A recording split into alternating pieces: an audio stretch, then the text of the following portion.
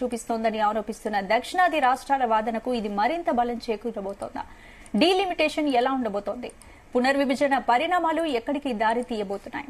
ఇప్పుడు ఇదే చర్చ సర్వత్రా జరుగుతోంది. ఇక ఇదే అంశంపై ఇవాళ డిబేట్ లో మాడిటర్ భరత్ తో డిస్కస్ చేద్దాం. భరత్, ఏంటి డీలిమిటేషన్? ఉత్తరాదిలో సీట్లు పెరగబోతున్నాయి, దక్షిణాదిలో మాత్రం తగ్గబోతున్నాయి. దాంతో మరేంటి ఈ వ్యవహారం రచరాజిస్తోంది అనుకోవచ్చు?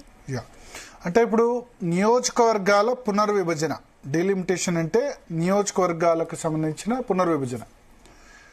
చివరిసారి ఎప్పుడు జరిగిందంటే నియోజకవర్గాల పునర్విభజన 2003లో డీలిమిటేషన్ యాక్ట్ ప్రకారం. అప్పుడు వాజ్పేయి గవర్నమెంట్ ఉన్నప్పుడు 2001లో అది పార్లమెంట్లో పాస్ అయింది. పాస్ అయిన దాని ప్రకారం జరిగింది డీలిమిటేషన్. అంటే నియోజకవర్గాల పునర్విభజన అంటే నెంబర్ ఏం పెంచలేదు. చివరిసారి జరిగినప్పుడు అన్ని 543 పార్లమెంట్ స్థానాలు ఉన్నాయి. తెలంగాణ ఆంధ్రప్రదేశ్లో కలిసి 294 అసెంబ్లీ స్థానాలు ఉండే అప్పుడు, ఎందుకంటే ఉమ్మడి రాష్ట్రం కాబట్టి.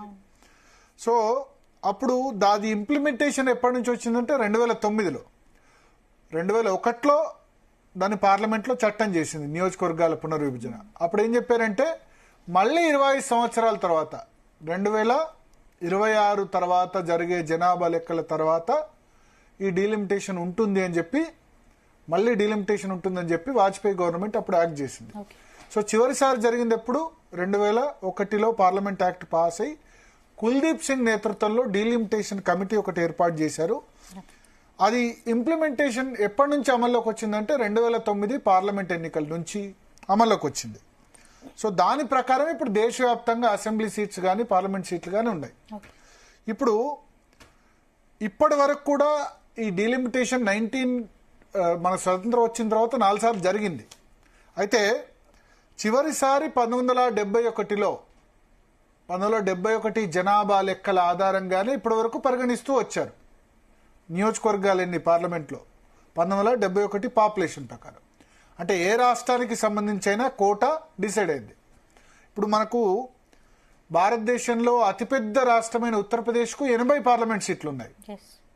కొన్నిటికి 1 సీట్ ఉంది. సిక్కిం చిన్న రాష్ట్రాలు, మేఘాలయ ఇటువంటి రాష్ట్రాలకి, మిజోరాం ఇటువంటి రాష్ట్రాలకు 1 పార్లమెంట్ సీటు ఉన్న సందర్భం కూడా ఉంది.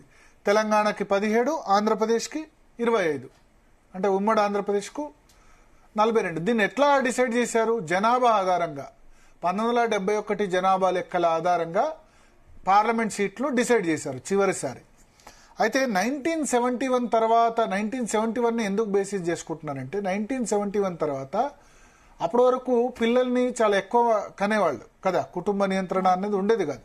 ఇందిరాగాంధీ హయాంలో ఎమర్జెన్సీ కంటే ముందు ఆ కుటుంబ నియంత్రణ ఎవరైతే ఎక్కువ సంఖ్యలో పెద్ద సంఖ్యలో పాటించారో, పాటించినది చాలా స్ట్రిక్ట్ గా పాటించిన రాష్ట్రాలు ఉన్నాయి. ముఖ్యంగా దక్షిణాది రాష్ట్రాలు, తమిళనాడు, కేరళ, తెలంగాణ, ఆంధ్రప్రదేశ్, కర్ణాటక, ఈ రాష్ట్రాల్లో కుటుంబ నియంత్రణ పాటించారంటే ఇప్పుడు మాక్సిమం మన దగ్గర ఏ రాష్ట్రం చూసినా 1 లేదా 2 పిల్లలకు మించి కనట్లేదు.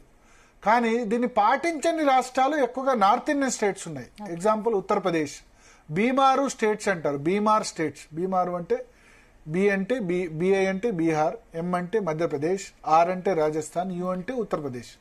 బీమారు రాష్ట్రాలు అంటారు. అంటే కొంత వెనుకబడిన రాష్ట్రాలు, వాళ్ళకి అక్షరాస్యత పరంగా కానీ లేకపోతే వేరే పరంగా వెనుకబడిన రాష్ట్రాలు. ఆ రాష్ట్రాలు జనాభా కంట్రోల్ విషయంలో, కుటుంబ నియంత్రణ విషయంలో వెనుకబడ్డాయి. ఇప్పుడు కూడా ఉత్తరప్రదేశ్లో ప్రతి ఒక్కళ్ళు 3-4 పిల్లల్ని కంటున్న పరిస్థితి ఉంది.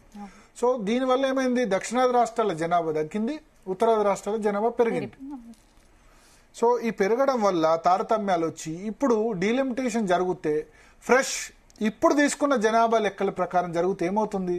ఉత్తరప్రదేశ్లో, బీహార్లో, రాజస్థాన్లో ఇక్కడ పార్లమెంట్ సీట్ల సంఖ్య పెరుగుతుంది. అంటే జనరల్ గా డీలిమిటేషన్ అంటే ఎక్కడైనా సీట్లు పెరుగుతాయి, కానీ ఇక్కడ మాత్రం సీట్లు పెరుగుతాయి. ఆ పెరిగే దానిలో ఎక్కువ ఉత్తరప్రదేశ్ లో పెరుగుతాయి. తెలంగాణ, ఆంధ్రప్రదేశ్ తక్కువ పెరుగుతాయి. ఎందుకంటే జనాభా లెక్కలు ఇప్పటి జనాభా లెక్కలు ప్రాతిపదిక తీసుకుంటే. సో ఇప్పుడు దక్షిణాది రాష్ట్రాలు ఏంది? మీరు 1971 జనాభా లెక్కల్ని పరిగణలోకి తీసుకోండి. కొత్త లెక్కలు వద్దు, 2026 తర్వాత వద్దు. ఎందుకంటే మేము జనాభా నియంత్రణ పాటించాం కాబట్టి మా జనాభా తగ్గింది, అందుకని మా పార్లమెంట్ సీట్లు తగ్గించొద్దని డిమాండ్ చేస్తున్నారు. ఇది అంటే దీనిపై మనతో మాట్లాడేందుకు